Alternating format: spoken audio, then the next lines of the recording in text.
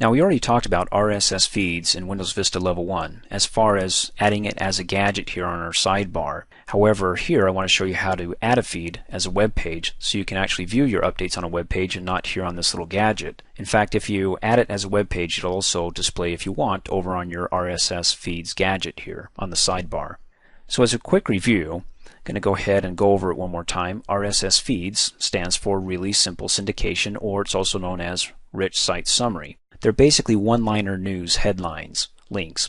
So you get a headline like 20 or 30, you can decide, and then if you like the headline or you're curious, it's an actual link that you can click on, takes you to the website, and you can read the full story. Though some of these one-headliners may contain more information like descriptions or summaries. And as far as the actual feed goes, it's an XML coding. It's a file format used to deliver frequently updated website content.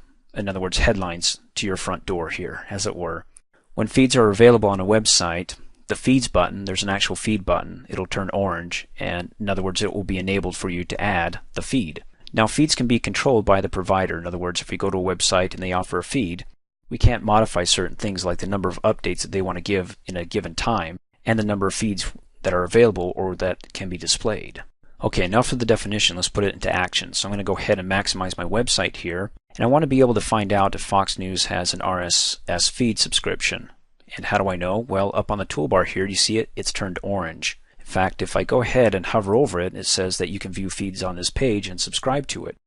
Now if I click on a tab here and open up a blank window, and let's say I click on the home button, go to Google, if I look at that same button, it says no feeds are detected, so I can't subscribe to any Google feeds. I'll go ahead and close out, back to Fox News, click on the subscribe button, takes me to a new web page where they have all their feeds listed or their headlines. And all I have to do if I want to be able to subscribe to this is click on right here the link, subscribe to this feed. Click on it.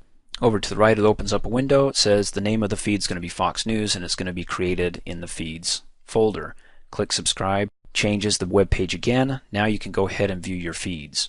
Click on it. It does two things. It opens up the favorite center and it pins it so it doesn't collapse on you. And then over to the right is a list of all your feeds. You can sort your feeds by date, by title, and you can do it ascending or descending just by clicking it once to go down or again to go back up. I want to do it by date here, by descending. Now as far as the feeds go, Fox News has their own feed properties that you can click on a link here. Let me drag it over. And you can see that the use default schedule is 1 day and that the number of items you can have or displayed is, well, up to 200. Or you can do the maximum of 2,500. I don't recommend it. So let's say for the headlines, the most I want to see are 10. Click OK. Now those are the feeds, the properties for Fox News. Now if you're adding a bunch of feeds, subscribing to a bunch of website feeds, you may want to set something general.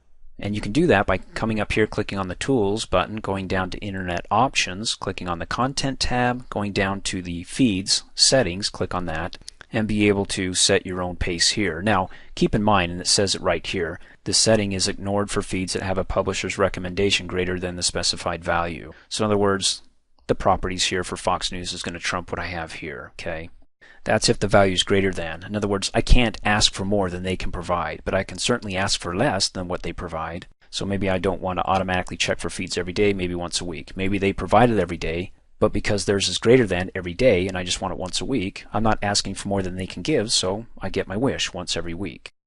Go ahead and click OK again, and then when I'm finished I can close out of the Favorites Center. I can click on the Home tab here, go to Google, and then when I'm ready, wow, let me take a look at my feeds today. Click on the Favorites. If you're on your Favorites category, then you want to come back and click on Feeds, and then go to Fox News or expand this folder here and look at MSNBC, go to Fox News. There's my feeds here. And I can look at it by web page versus coming over here, let me close out of the Word program, and looking on the gadget here. Of course, I can also view my feeds here. Not only is it available as a web page that I can go to, but I can update my gadgets by clicking on that little wrench next to my RSS feed gadget. Of course, if you don't know what I'm talking about, you want to watch the RSS feeds training video in Windows Vista Level 1. Click on that little wrench there so I can bring up the options. And maybe I don't want to see it for all feeds, but just Fox News. And maybe not all the headlines or 100, maybe just the 10 headlines. Click OK. Give it a chance to update and it pulls those in. Of course, once you subscribe to it on the website, that feed will also be available here in the gadget. Thanks for watching. Hey, as a quick reminder, if you like my video, please give it a thumbs up. You can also click on me and subscribe to my channel, get notified of the latest videos, and for only $2 a month, you can have access to all my Microsoft Office training videos.